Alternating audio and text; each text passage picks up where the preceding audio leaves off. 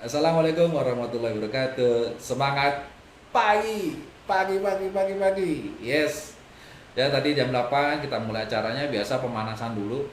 Ya kita absensi dulu dari jam 8 absensi, pintu acara dibuka, lakukan absensi, kemudian biasa saling berbagi dan menginspirasi dengan cara share dan sawer, kemudian mengajak mitra bisnis Anda untuk bergabung di acara malam hari ini, mengajak calon mitra bisnis juga, mengajak teman-teman juga, kanan, kiri, depan, belakang, orang-orang yang ingin mengembangkan dirinya menjadi jauh lebih baik lagi. Oke, nah tema malam hari ini adalah menjadi kelompok 1%. Dan ada apa nih? Ada apa kelompok 1% ini?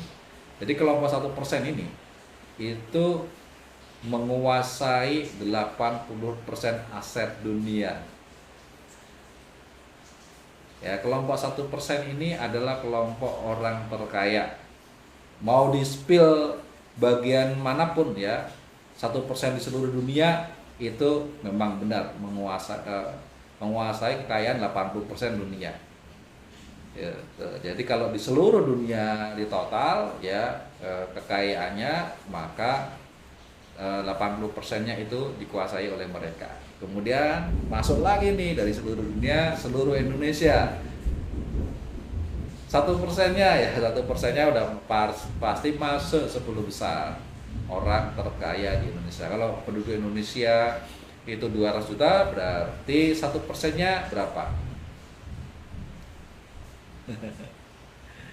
Ya, 1% dari 200 juta berarti 2 juta. Nah, 2 juta itu kalau diperas lagi ada 10 orang. 10 orang terkaya di Indonesia. Nah, salah satunya adalah pemilik bisnis TI Ribbon. Ini ya, dan dari 1% dari 200 penduduk Indonesia, yaitu 2 juta, itu menguasai 80% kekayaan Indonesia. Kemudian dari satu provinsi ada berapa penduduknya, 1%-nya pasti menguasai, termasuk dalam orang terkaya di provinsi. Ya sama juga di satu provinsi, di kabupaten, kemudian di kota-madya ya, kabupaten kota-madya, atau ke kecamatan sampai kelurahan ya, kemudian sampai tingkat RT RW. Nah, pasti ada satu orang yang termasuk dalam golongan 1% di lingkungannya ya. Dan dari lingkungannya itu kalau di total ya dia orang yang sangat-sangat kaya ya. Jadi kalau di total itu ada sekitar 80% dari total kekayaan di lingkungan komunitasnya tersebut ya, itu punya dia. Nah, ini. Jadi mereka ya, kelompok 1% ini biasanya memiliki ciri-ciri sama ya. Kalau misalnya di sebuah bisnis, baik itu bisnis network atau di di konvensional ya, yang gampang yang kita mau bahas di bisnis network lah ya. Di bisnis network itu pasti 1%-nya itu juga orangnya jelas, orangnya siapa itu jelas ya, yang masuk dalam 10 besar ya. Oke, cara di TI ya, di TI itu pasti ada orang yang 10 besar di bisnis TI gitu. Atau di misalnya yang malam hari ini ikut MLM ya, MLM apapun itu ada pasti yang masuk 10 besar di MLM tersebut ya, atau di perusahaan lah pasti ada 10 besar. Nah, orang-orang ini pasti memiliki perbedaan dibandingkan dengan orang kebanyakan. Bener nggak? Pasti ada bedanya ya, ada bedanya. Kenapa kok dia masuk ke dalam 10 besar? Kenapa kok orang lain enggak? Pasti ada perbedaan. Apa sih yang membedakan? Yang pertama, kelompok 1%. Yang membedakan apa coba? Silakan ketik ya. Yang membedakan income-nya, Gus. Ya kalau income itu efek saja sih sebenarnya. Efek ya, kekayaannya itu efek. Efek dari apa? Efek dari dianya ini memiliki pembeda abadi, berbeda dengan orang kebanyakan. Ini karena dia berbeda, maka otomatis rezekinya juga berbeda dengan orang kebanyakan. Orang kebanyakan rezekinya UMP, nah kalau dia rezekinya UMM ya.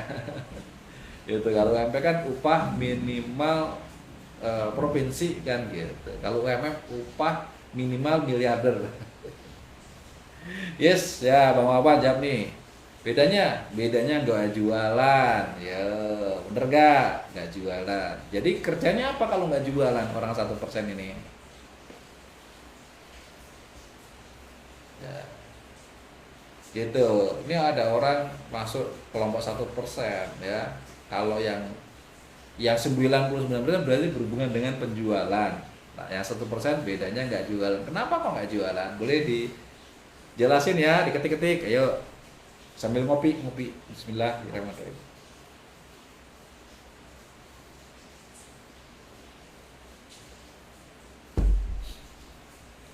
Ya, bahwa bedanya nggak jualan. Nah, Pak Supri nih, ya kendal ya, mengerjakan hal yang sulit dan sedikit orang lain kerjakan. Jadi mengerjakan hal yang sulit.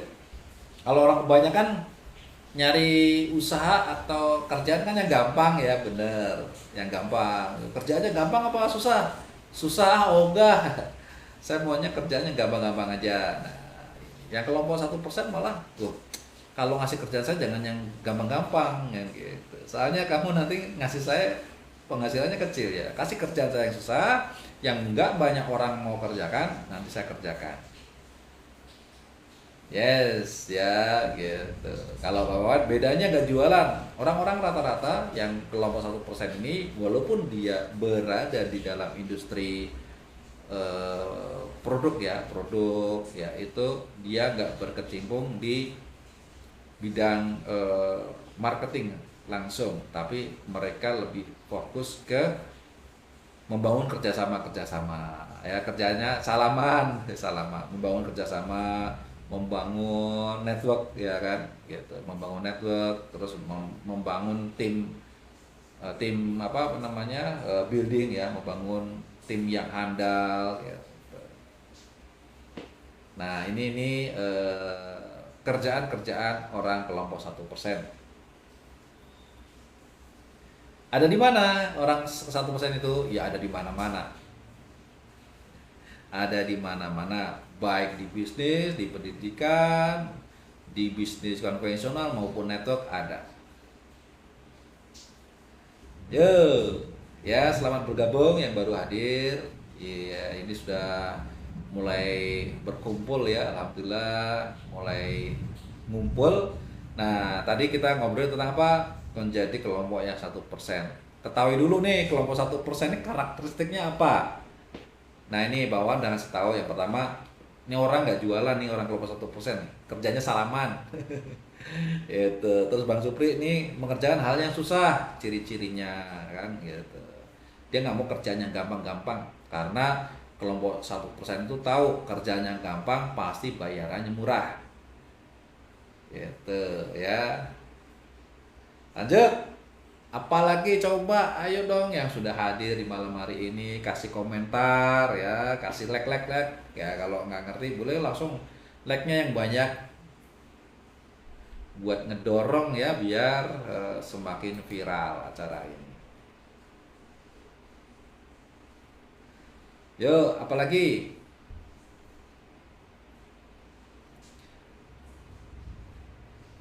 Yang bisa ditiru dan digugu dalam kebenaran. Nah, ini kelompok 1% ini orang yang kalau Bang Sugeng dibilang bisa digugu dan ditiru dalam kebenaran ini memiliki karakter leader ya.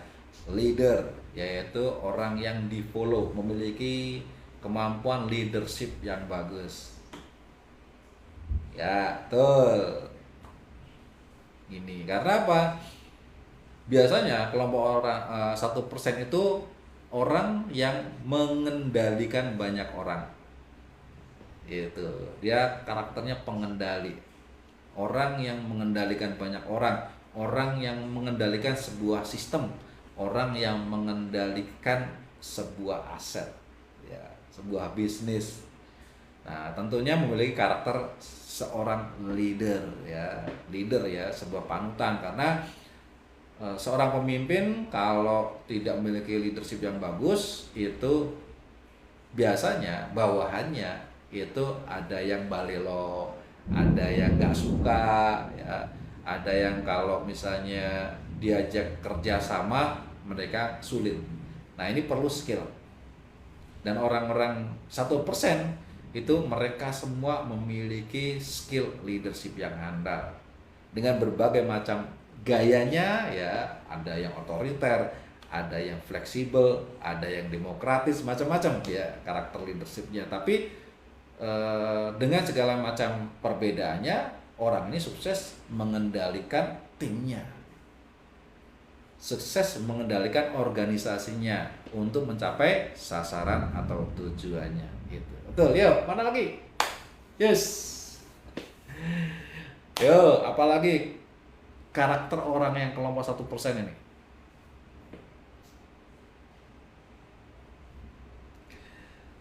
Ya, nge-lag sedikit ya.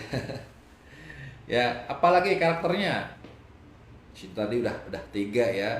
Ya, orangnya pasti beda. Kemudian nggak suka jualan, tapi sukanya membangun, memiliki visi yang besar. Walaupun bisnisnya bisnis produk, ya, gitu. Mengerjakan hal-hal sulit, kemudian memiliki leadership yang handal. Yang keempat apa? Yang keempat ya, ayo boleh ya, sama-sama belajar, sama-sama kita berkontribusi, ya, berkontribusi satu sama lain agar kita sama-sama berkembang. Semuanya maju semua. Jadi kalau misalnya ada yang ngasih masukan, apapun itu semuanya benar, tenang aja, jangan takut salah. Ini apapun komennya itu adalah benar, tenang saja. Ya, salah satunya orang-orang yang kelompok 1% itu biasanya orangnya nggak takut dengan resiko, ya, bener nggak? Nih, tidak takut dengan resiko. Ya, saya ketik ya.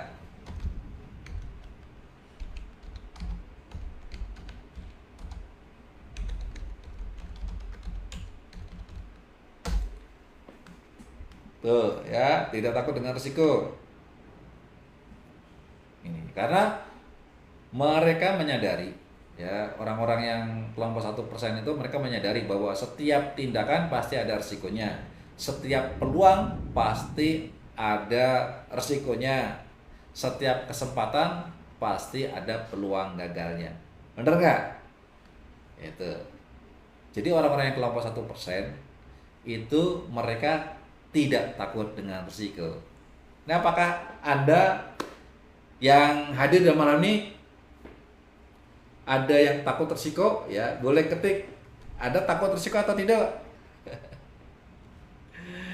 Anda takut gagal apa enggak? Takut risiko apa enggak? Ya kan, gitu.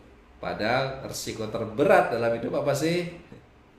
Ya, semua tentu ada risikonya, Coach. Ya, betul sekali Pak Mr. Revin, ya. Jadi semua itu ada risikonya, ya. Bahkan risiko terberat itu adalah kematian, dan risiko kematian itu akan dikenakan kepada setiap yang bernyawa. Ya, kullu nafsin dha'iqatul maut, semua yang bernyawa pasti akan mengalami kematian. Tuh, jadi sudah, ketika kita memilih untuk hidup, berarti kita siap dengan resiko. Cuman yang menjadi aneh adalah orang yang sudah hidupnya dalam risiko tapi takut dengan risiko. Ada nggak orang-orang kayak gini? Sudah lahir itu kan masuk dalam kondisi berisiko, ya, berisiko, tapi masih takut dengan risiko. Ada nggak?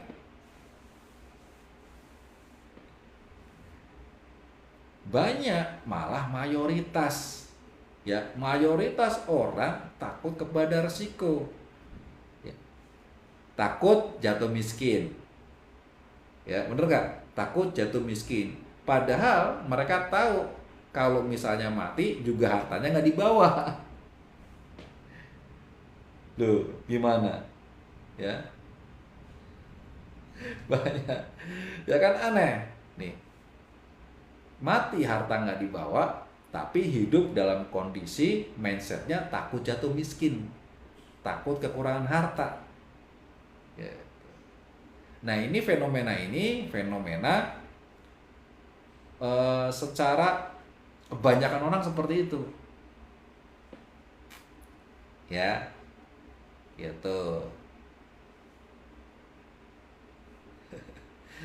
Saya proses malah dibilang takut resiko, cari cari uang aja yang aman kan gitu, cari uang aja aman. Ya, ya itu takut resiko, resikonya apa kan gitu kan? Hidup ini udah kita masuk nyemplung ke dalam suatu situasi yang berisiko. Resikonya itu pasti lagi, ya bukan resiko kemungkinan ya, bukan resiko tapi pasti. Kalau hidup pasti mati, ya, gitu. Kalau punya harta pasti ditinggal kan gitu. Ya kan, kalau sehat pasti nanti sakit, ya kalau sekarang kondisinya lapang nanti suatu saat akan sempit. Nah ini yang orang kebanyakan menghindari sesuatu yang dia sendiri sudah ada di dalamnya, kan aneh. Kelompok mayoritas itu cari uang aja aman, ya cari uang nggak ada yang aman. Cari uang aman kan gitu. Inilah ini ya, cari uang ada dua, kamu kerja apa kamu bisnis, ya kan gitu. Kalau kerja aman nggak, suatu saat dipecat. Bisnis aman nggak aman juga, kadang naik kadang turun. Jadi di mana cari uang yang aman? Nggak ada. Nyari uang hilang aja belum tentu aman kan gitu. Iya, nih. Makanya orang yang kelompok 1% ini adalah orang-orang yang sebenarnya yang waras gitu. Yang waras. Dia berani menantang badai, ya. Berani dengan resiko. Kenapa? Karena dia sadar resiko itu sesuatu yang pasti terjadi. Gitu. Jadi daripada ditakutin, mendingan dihadepin. Normal nggak orang punya mindset gini? Ya coba pikirkan. Ya kan, bener kan? Kamu takut gagal, ya takut resiko. Takut resiko dalam kehidupan. Oke, padahal kehidupan sendiri sudah di dalamnya bukan penuh dalam resiko, tapi kehidupan itu adalah resiko di dalamnya. Gitu. Nah, kalau sudah masuk di dalam kondisi penuh resiko, kenapa takut resiko? Gitu. Ya, itu yang pertama. Kelompok 1% orang yang waras, nggak takut dengan resiko. Yang hadir malam ini takut resiko nggak? Ayo ketik, takut resiko nggak? Nah, bagaimana Anda bisa berdamai dengan resiko? Boleh ketik, ya diketik. Ya. Kenapa Anda berani dengan resiko? Silakan ketik. Kenapa Anda bisa berani berdamai dengan resiko? Berarti Anda sudah menjadi satu bagian dari kelompok yang 1%.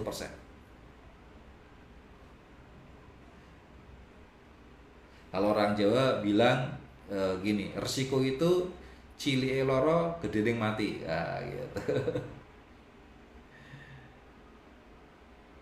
Ya, oh karena resikonya punya tabungan ke, oh iya, resikonya menyenangkan ya, resikonya punya tabungan, gitu. Mas Sugeng takut resiko, makanya join 3i. Kenapa? Nah ini detail sama Bang Wawan ya, gitu. Resiko karena kalau di 3i resikonya punya tabungan, ya, ya karena sudah berani mencoba, buat Pak Mardiono, Bang Mardiono sudah berani mencoba. Setelah mencoba rasanya gimana? Setelah menghadapi risiko itu, yang dirasakan apa?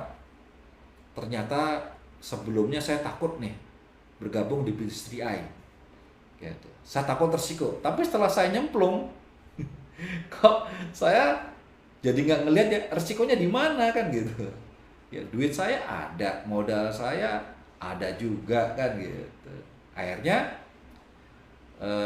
Bang Ber udah lihat mencoba, berani mencoba, akhirnya melihat oh iya nggak ada resikonya ya, gitu. Resikonya sih kayaknya sudah di manage, artinya sebenarnya semua kondisi dalam kehidupan itu ada resikonya, cuman kita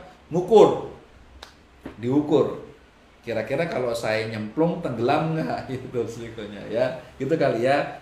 Makanya kayak misalnya Bang Supri nih, karena risiko sudah terproteksi di CR, jadi udah ngukur kalau di CR risikonya segagal-gagalnya sudah terproteksi gitu. Jadi risikonya bukan hanya berani buta, tapi risikonya harus terukur ya, gitu. Memanage risiko. Kelompok orang 1%, ya saya pernah dengar Pak Adi Ginanjar ngomong ya, saya sih orang yang berani risiko. Walaupun kondisi saya sekarang seperti ini, saya tetap mencari sebuah tantangan. Saya mencari sesuatu yang menantang, ada risikonya. Cuman di kondisi sekarang, saya mencari risiko yang kalau misalnya kena air dia tenggelam, ya risikonya cuma sampai mata kaki aja. Gitu. Jadi kalau misalnya terjadi kerugian, nggak sampai menenggelamkan, tapi hanya sampai kehilangan apa namanya, kalau ibarat kata basahnya itu cuma sampai mata kaki gitu ya, ngerti ya. Gitu. Kalau misalnya oh ya, kalau saya siap dengan resikonya berapa persen, nah saya resikonya ini 50% dah gitu. Artinya orang-orang kelompok yang 1% itu bukan orang yang berani perang secara membabi buta ya, bukan, tapi orang-orang yang berani dengan penuh perhitungan dan mengkalkulasi risiko berapa persen kehilangan jika gagal, gitu ya. Ciri-ciri orang yang kelompok 1%. Yang orang-orang di luar 1% itu biasanya ketika berani nekat ya, ikut investasi, investasi odong-odong, nekat ya, pakai semua uang tabungan, masih kurang pakai hutang, pakai duit orang, masih kurang, jual aset, masih kurang, jual aset orang. Ini biasanya orang di luar kelompok 1% ketika nekatnya nggak perhitungan, gitu ya. Kelompok 1% orangnya berani ya, tapi beraninya penuh perhitungan. Orang yang di luar 1% biasanya penakut, tapi giliran berani nggak perhitungan, nggak ada kalkulasinya, akhirnya jebol. Oke, siapa yang pernah yang beraninya jadi nekat nih ya, nekat dan akhirnya malah jebol gitu ya. Ini ciri-ciri itu nafsu. Iya bener ya, bener bang, bener bang, yes, itu nafsu. Ngopi dulu bang.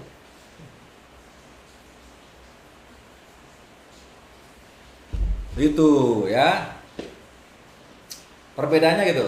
Orang kelompok 1% biasanya orangnya pemberani, tapi penuh perhitungan, bukan penakut, penuh perhitungan. Itu memperhitungkan segala aspek resikonya, diukur dulu ya, saya kalau masuk tenggelam apa enggak gitu. Ya ketika tenggelam enggak gitu. Tapi kalau orang yang kelompok di luar kelompok 1% itu penakut, ngelihat air aja ya kan, ngelihat air aja takut, nggak berani berenang. Jadi nggak pernah memperhitungkan ya, asal ngelihat air udah nggak kenapa takut kan gitu. Nah tapi ketika dia mau masuk tidak ada perhitungan, yang ada penuh kenekatan. Yang penting nyebrang, nyampe sana itu ya, di sana itu ada gunung emas gitu ya, di seberang sungai ada gunung emas. Wes pokoknya fokus ya, yakin bisa, pasti bisa gitu. Ada yang ngirim nasi padang nih udah tahu sendiri ya, udah lapar-lapar ya dikirim nasi padang, bentuknya virtual lagi ya apa-apa lah, alhamdulillah ya. Oke, ada nggak yang orang-orang seperti itu? Banyak gak? Banyak ya, tentunya banyak sekali. Itu yang pertama, pemberani ya. Tapi orang yang kelompok 1% pemberani penuh perhitungan.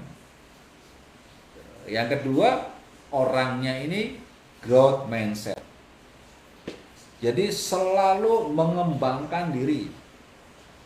Selalu kalau misalnya masuk dalam suatu bidang, dia ingin menguasai, memahami ya, bukan menguasai, memahami seluruh bidang tersebut. Dari konsepnya, kemudian dari ilmunya, kemudian dari sistemnya, segala macam itu dia akan pelajari. Bener-bener dipelajari, sampai dia benar-benar ngerti. Minimal secara konsepnya seperti apa.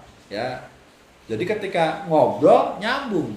Ketika ada orang nanya, bisa menjelaskan. Ketika memberikan perintah, dia akan tahu dampaknya. Walaupun dia secara detail nggak bisa. Contohnya bos-bos di perusahaan ya, CEO. Mungkin kalau masalah produksi, operasional segala macam nggak ngerti. Ya. Tapi kalau cerita tentang produknya, dia ngerti. Oh, produknya kebetulan ini. Ya, cara bikinnya gimana? Oh, produksinya gini-gini, ngerti. Tapi secara teknisnya bisa jadi nggak ngerti karena itu diserahkan kepada orang lain. Gitu. Ya. Nah, orangnya growth mindset, selalu mau belajar, selalu mau mengembangkan diri.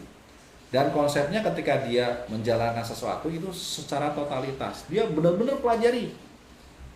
Ketika saya bergabung di Bistri A, ya saya benar-benar belajar semua konsep ya, pemahaman tentang bisnis, tentang asuransi syariah, kemudian macam-macam produk segala macam ya, itu saya pelajari beneran. Ya, sampai kalau saya ngobrol dengan agen asuransi lain, ya sama-sama nyambung, artinya selevel, gitu ya. Jadi tidak bisa saya dibohongin sama agen asuransi lain ya, nggak bisa. Kenapa? Karena saya benar-benar mempelajari. Gitu. Ya, ketika saya ingin mempelajari apa ya, saya ingin mempelajari tentang teknik budidaya perikanan gitu ya, ikan, misalnya.